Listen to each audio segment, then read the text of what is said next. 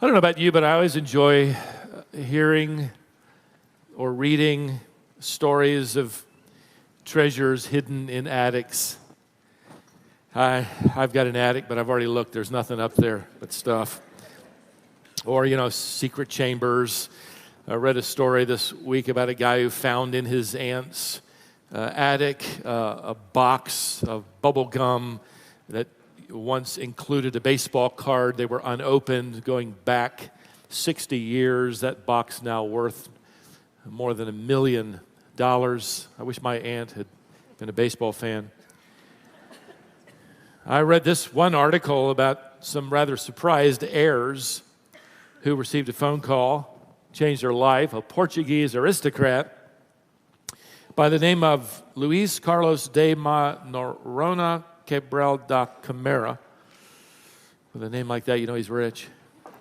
Or his mother couldn't decide, whichever. But at any rate, when he died, before he did, he made out an unusual will. The article read that he'd never married. BBC News reported on this. He had no extended family. But he called his attorney and asked for 2 witnesses. And when he was asked, okay, who are the heirs now to your vast estate, he reached for the Lisbon phone book and in his attorney's office began turning the pages and pointed to names at random. 70 names in all, and made them heirs to his estate. When he died a few years later, 70 people were contacted. Many of them thought it was a scam, one of those condo things or whatever you get the phone calls about. It wasn't a scam. They were convinced it was true. Eventually, their names had been taken from a phone book. And they were co-heirs, all 70, of an aristocrat who lived in Portugal. Can you imagine getting a phone call and finding out you're the heir to somebody? Your name was picked out of a phone book, and you now benefit as the heir to their estate. Well, you're probably way ahead of me. But the point is, and we're going to deal with it today, one of the greatest oversights, probably one of the greatest oversights in the Christian life, is the fact that we all have a future inheritance that we fully delivered to us in the kingdom. Every Christian has inherited the vast estate of heaven and all the riches of God because of our relative by faith, Jesus Christ. We take it for granted. We probably aren't going to go through the day and look at each other and say, man, can you believe our inheritance we're going to get down the road? Yet this is evidently a significant incentive as to our daily lives in the mind of God. He inspires nearly every New Testament writer to talk about it. This isn't some cheap carrot on a stick. This isn't some fleshly motive. This is an inspiring incentive. You are a royal heir to the estate of God. This is how James puts it. Listen, my beloved brethren, did not God choose the poor of this world to be heirs of the kingdom? James 2:5. Paul wrote to the Roman believers, we are children of God, and since children of God, heirs also, joint heirs with Christ. That's legal terminology, by the way. See, in legal terms, Jesus is not just your advocate. He is your elder brother. The word relates him to us in this kind of terminology because we are members of the family of God. In fact, in Hebrews 2:11, we're told explicitly that Jesus is not ashamed to call us his brethren. Literally translated, his brothers and sisters. That's the legal foundation behind the announcement of James and Paul and others as they inform us that we are legally co-heirs, co-inheritors of the estate of God the Father. So, consider this morning your phone call. You just got it. You were just reminded of it ahead of time. You're going to share everything equally with Christ in eternity, along with all the other royal heirs. This isn't a random chance thing. This isn't something that maybe if you look hard enough, you'll find it in the attic. You mark it down mentally ahead of time. You happen to be royalty. You might not feel like it today. That's who you are. And it won't be long, beloved, before you and I are looking at each other, and I think we're going to be pinching ourselves and laughing and rejoicing and singing and praising God because of who we've become. That we can only imagine now what we've been given, where we're going to live, and how we're going to spend eternity as heirs to the Father. This is no small-scale incentive for the believer. In fact, it happens to be something that God wants to use to transform our thinking and shape our perspective and encourage our suffering and infuse into our persevering through the struggles and challenges of life. That's why the writers of Scripture say, don't forget to look forward. Don't get stuck. Don't lose sight of your unbelievable inheritance as royalty. Now, if you've been with us, this is how Peter opened his letter, his first letter. In chapter 1, he referred to our unfading inheritance that's been kept for us. It is reserved for us in heaven. It's protected. But now, later in this letter, if you'll turn back with me to chapter 3 of 1 Peter, the Apostle Peter is going to bring this truth up again. The fact that we're inheritors, that we're heirs. Only this time, he's going to use it to challenge the thinking and the behavior of every married man in the body of Christ. 1 Peter 3 and verse 7. Peter has written to us, and we've spent 7 sessions in this paragraph, 3 in this verse. If you've been with us, you husbands, in the same way, Peter writes, live with your wives. That is, make a home with them. Be a home dweller. By the way, you could understand it in today's vernacular. You're a homemaker. Your wife isn't the only homemaker. Your husbands, you are homemakers with her. Make a home with your wives. In an understanding way, that is, as we've learned, with kindness and consideration. As with someone weaker, since she is a woman, we, in our last study, talked about how Peter isn't writing that she's weak, but that she's weaker. And we explored the glorious creative act of God in creating gender, male and female. Now notice, for today, where we conclude our study, and show her honor as a fellow heir of the grace of life, so that your prayers will not be hindered. It's easy to outline this last phrase. He's going to deliver to every husband a daily assignment, a prophetic announcement, and a serious advisement. Now, the daily assignment, notice again. Show her honor. Show her honor. The present tense, by the way, tells us this is an ongoing thing. This isn't just on her birthday or anniversary or when she's a little down. This is daily. And you can understand this to mean assign her honor. It's not just showing it, it is actually believing that she is worthy of honor. In fact, this is the only time this compound participle appears in the New Testament. And it has the idea of assigning to someone something they are due.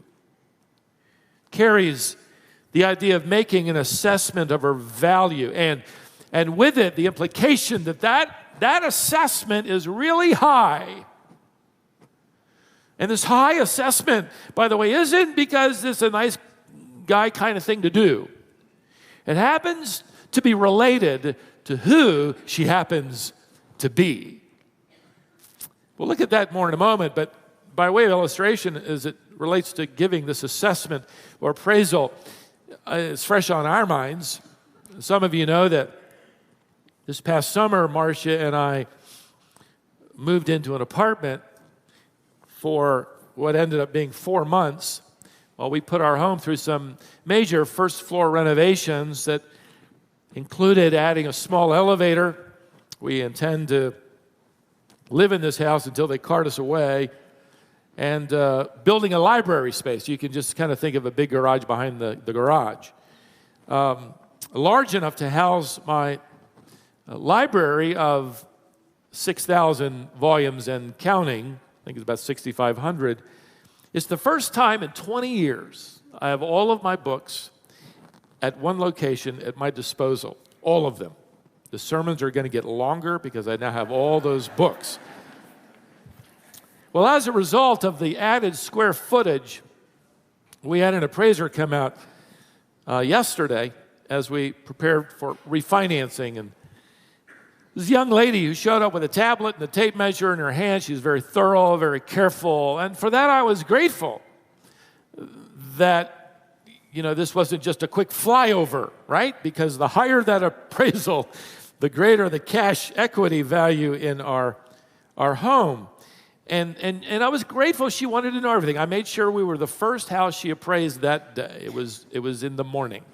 So she was fresh, alert, and I showed her everything. I mean, I pointed out everything. I had the architectural plans of the renovation there. I didn't want her to think it was a few, nails and a board or two. This was a big job, and I pointed out the width of this and the height of that, and look at this and look at that, and look at those. We took those LED lights. I know they're only $24.99, but we did 20 of them. That adds up. You don't make sure you write that there and everything. I mean, even a new ceiling fan in the ceiling. I didn't know if I was getting in her way. My first clue was when she told me it would be okay if I went back to work. But you know what? I got to tell you. And I hope she's not listening, but I'm convinced that our home is not going to get the appraisal it deserves. I'm just sort of setting myself up for that disappointment. I'm probably going to spend 2 months complaining to Marcia that, she missed this and she missed that and she undervalued this and she didn't really add that in there. And it's not going to get the appraisal I know it deserves. Here is the idea in this text. Is your wife getting the appraisal that God knows she deserves? Husbands, what might we be overlooking? What are we missing? Do we understand the value of that and how that adds up to that? Are we missing something? God, through the Apostle Peter, is telling husbands to assign their wives honor. You could put it in terms of this analogy, give her the highest appraisal in the neighborhood. Don't miss anything. Show her honor to the highest degree, is how one Greek scholar translated it. Now get this, Peter isn't telling husbands to decide whether or not their wives have earned or deserve this high appraisal. He's telling husbands to give them that kind of appraisal daily and act accordingly simply because she is a believing wife, a fellow heir.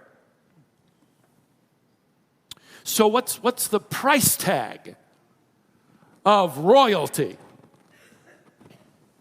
Let me change the analogy a little bit. This word for honor is also used in the first century outside of Scripture to valuing a gemstone or a treasure.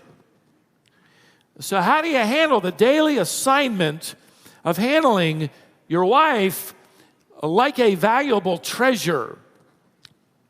Well, for starters, if you have something you really treasure, it's going to be reflected in the way you talk about it. right? You're going to talk about it a certain way. So how do you talk about your wife? How do you talk about your wife at work? How do you talk about your wife to your friends? How do you talk about your wife on the golf course? How do you talk about your wife in front of your kids? How do you talk about your wife to your wife? It's going to determine how we talk about it. Further, it's going to be reflected in the way you provide for it. You provide for treasure. One New Testament author pointed out the fact that this word honor in noun form gives us the word honorarium, compensation. It has a financial undertone to it. Depending on the context, it has to do with money.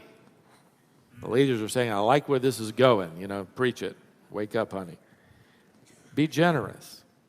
Has an attitude of generosity.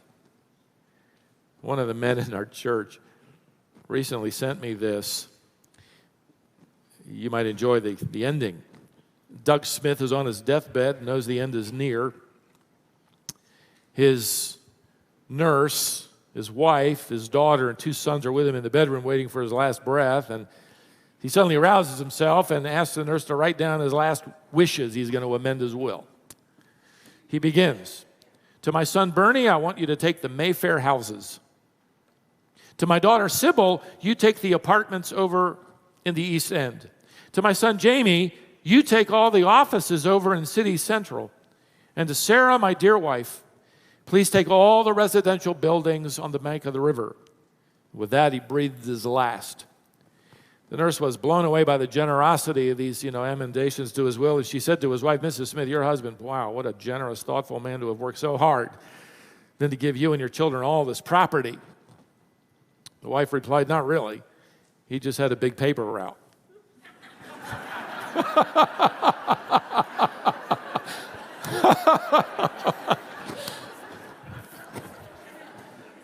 I probably enjoyed that more than you did, but Peter's, in this context, is not referring to property or monies. He's referring to protecting and guarding and providing for her like you would protect and guard and make provision for something you treasure. I mean, think about it. You keep expensive jewelry in cloth-covered drawers or in safety deposit boxes. Or you put deeds, important documents. You put important pictures behind glass so that it is protected from light and exposure. You keep perhaps your rifles or your tennis racket or your golf clubs or whatever. You don't leave that stuff lying around. You don't treat it carelessly. You get upset when it isn't treated correctly. I remember coming home one time, my son had one of my golf clubs out and he was hitting rocks in the backyard with it. It didn't hurt my game at all, trust me. It didn't change a thing. You can't do that. So how are you protecting and guarding and keeping and taking care of your relationship with your wife? And by the way, why does God believe that she deserves such honorable treatment? Why does God believe that your wife is inherently worthy of the highest appraisal? Well, Peter, who, by the way, is a married man, I think anticipates that kind of question. It's as if he says, I'm glad you asked, let me tell you why. Notice again, show her honor as a fellow heir of the grace of life. In other words, the high appraisal is not based on something she did or does or earns or deserves. This highest appraisal is based on who she is. Peter gives the husband a daily assignment, and now he delivers this prophetic announcement. She is a fellow heir. She stands to inherit the full measure of the gift of life. Most evangelical scholars take this inheritance context connected with chapter 1, determine that Peter's wanting every husband to look down the road to that moment when his bride is going to be crowned and bejeweled and robed and seated as a bride of Christ. She is a fellow heir. She is a joint heir of eternal splendor because of the grace of God. So brothers, you are not just married to a woman. You are married to a royal heir, an heiress,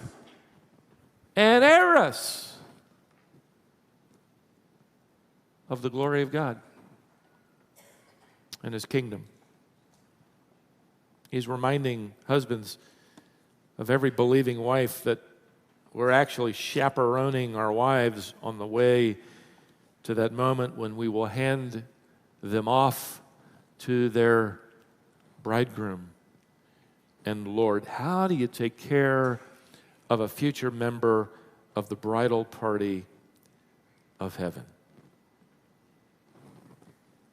While the husband, as we've studied, has been given greater authority and accountability to God as the head of the home, when it comes to the gospel, when it comes to spiritual privileges, when it comes to eternal importance and a crown and a throne in the coming kingdom, husbands and wives are co-regents with the redeemed.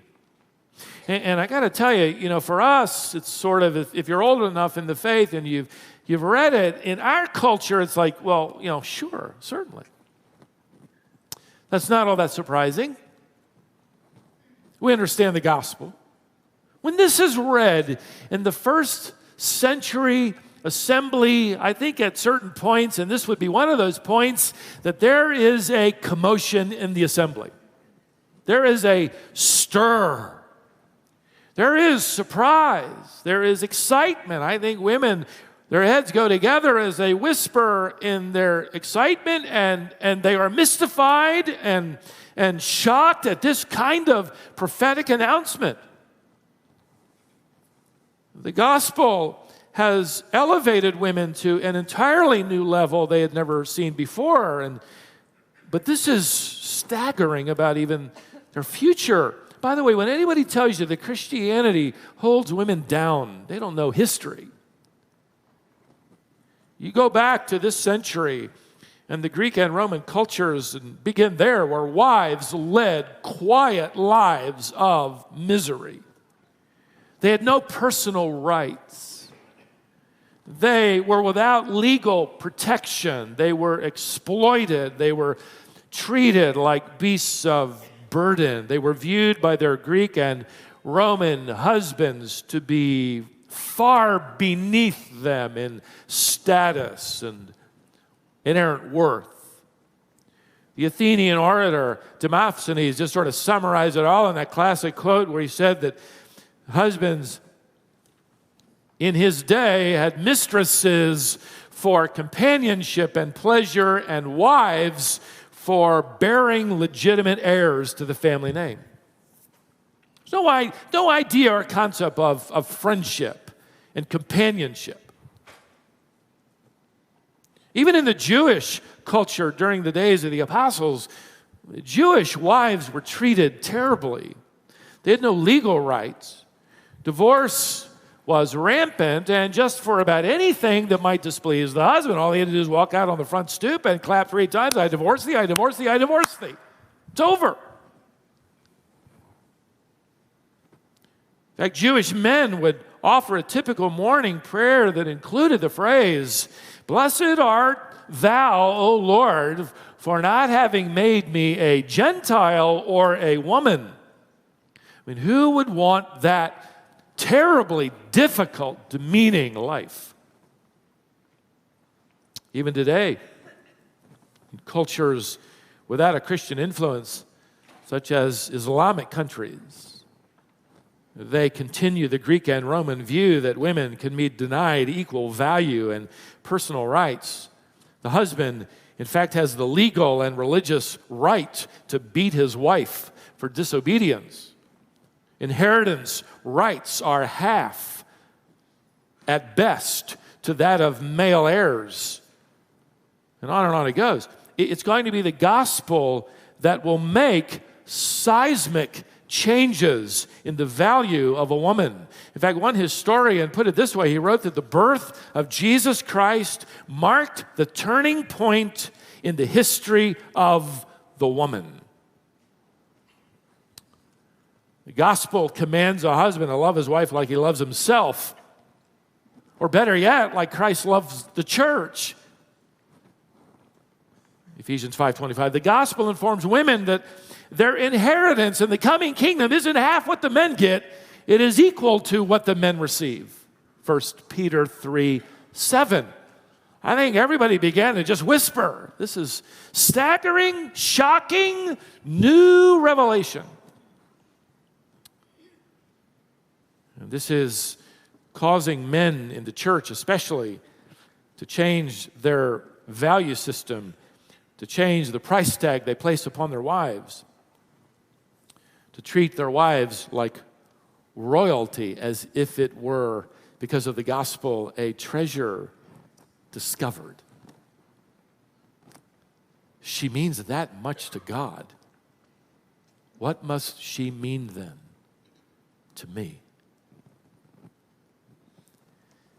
I read recently about a man who had inherited an old blanket from his aunt, and he didn't really inherit it. He just, I guess, somehow ended up with it.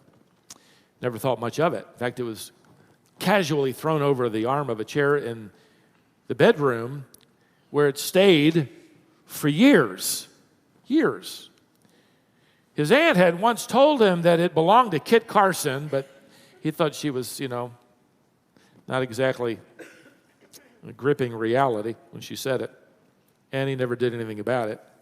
But then the Antique Roadshow came through Tucson, and on a whim, he said to his wife, "Hey, let's take that old blanket and see if it's worth anything." According to the article I read, the appraiser almost fainted when he saw the blanket. Although he couldn't prove it once belonged to Kit Carson, there was no evidence of that. It did date back to several centuries old. In fact, he said it was an original Navajo creation and only 50 were known to be in existence. And he valued that old blanket, that little throw blanket, at $350,000. And they did what you and I would do, quickly auctioned it for $500,000. That old thing, yeah. I have read that people arrive, by the way, at that antique show alone, and they leave surrounded by armed guards. Why? Because they came in casually, I got this little throw rug or blanket. And all of a sudden, it is something now to guard at all costs. We got to get this thing to safety. We got to get it home. That's the idea. You've got to get your wife, as it were, home.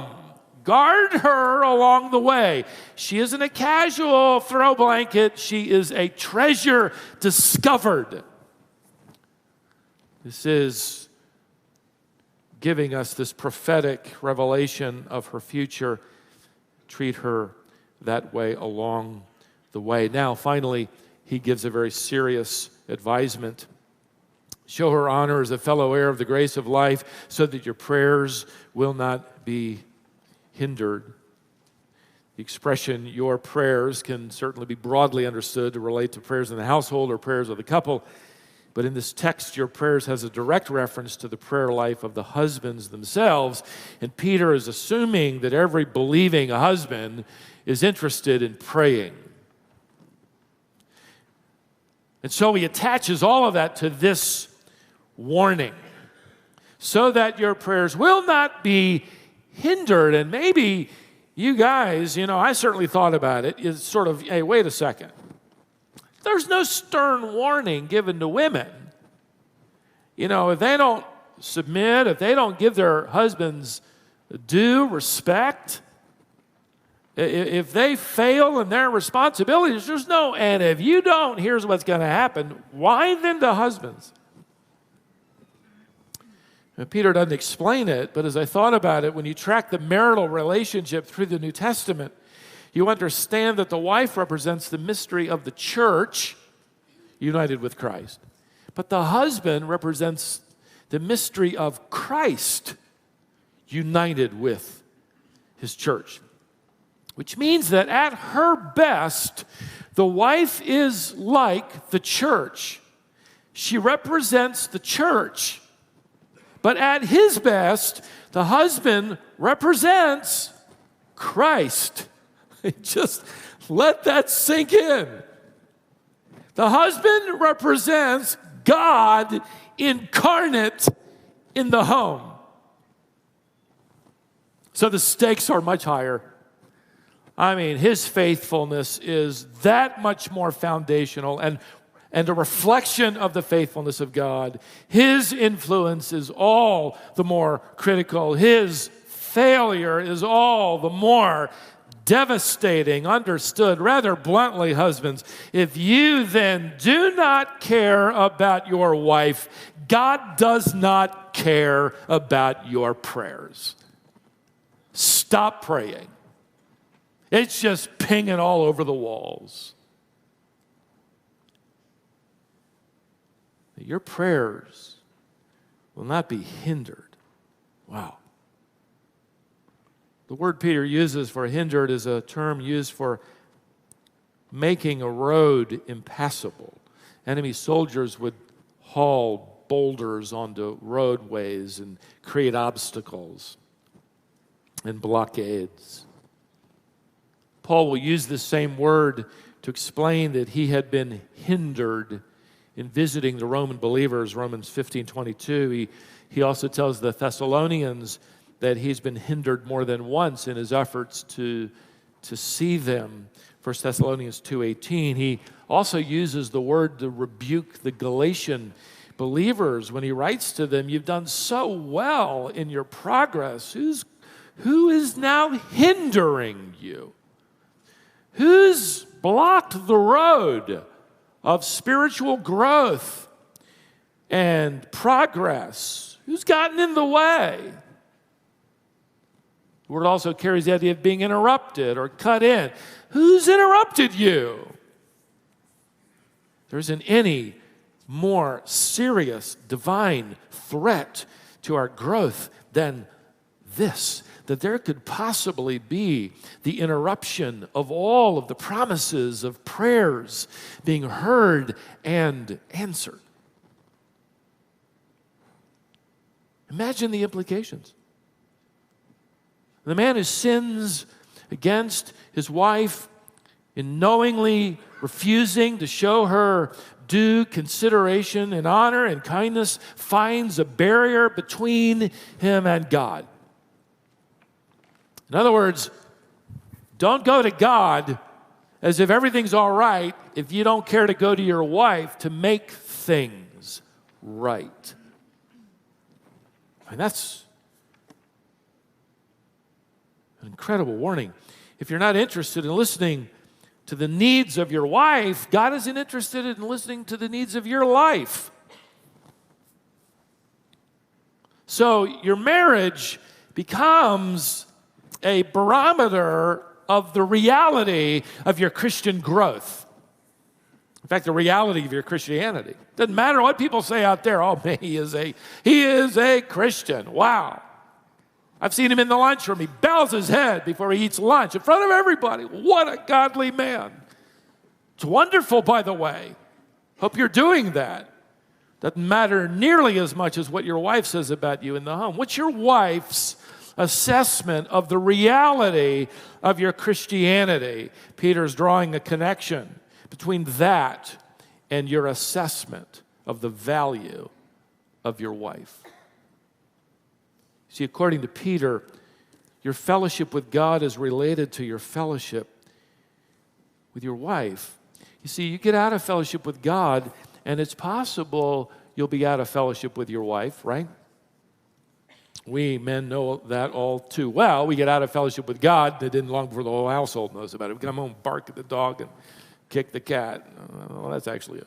Well, never mind. But here's Peter's point. When you act sinfully and proudly and selfishly and you don't care about living with your wife with the courtesy and kindness due her, you get out of fellowship in that way with your wife. You are, in fact, out of fellowship with God.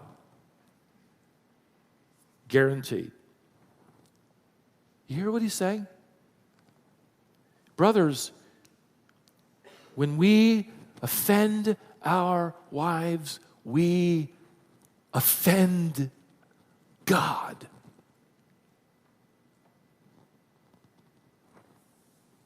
This is a bigger deal than we thought.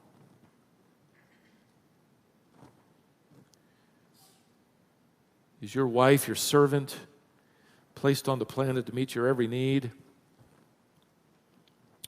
Or do you view her as a fellow heir of the coming kingdom, someone God is allowing you to chaperone, as it were, with kindness home? Now let's be honest. We have looked at a lot of material, and because of our fallen nature, these 7 verses represent an uphill climb, periodically leveling off, every once in a while a little downhill slope. Wives are going to naturally struggle with respecting and honoring, following the lead of their husbands. Husbands are, in their own nature, going to prefer their own agendas and their own schedules and egos over the needs of their wives. Marriage can so quickly become competition rather than cooperation, right? One author wrote, domestic harmony then doesn't come easy. Sometimes it feels impossible, and indeed it does. And for those of you who've been married for a while, I hope as you mentor other couples younger than you don't give them this quick little, here's 3 steps and you've got it nailed down. Give them reality. Tell them that no matter how long you've been married, you got to be quick at confessing, quick at apologizing, relying daily on the power of the Spirit, to die daily to the pride of self. That's for husbands and wives. You get out of bed in the morning, and it's a matter of answering the question, is this going to be a day of following the Spirit or a day of following self? And it won't take long for everybody to know which you decided. But Peter here says, look, what I want you to do, even though there's a warning in this announcement, I want you to look forward. I want you to think down the road. You're married, ladies, if your husband's a believer, to a royal son. And men, if you're married to a believing woman, you're married to a regal daughter of the King. And I want you to think about this. I think about it the older I get. It won't be long before you, brothers and sisters, are going to witness the coronation of your spouse. She is a co-regent. He is a co-regent with Christ. You're going to watch them.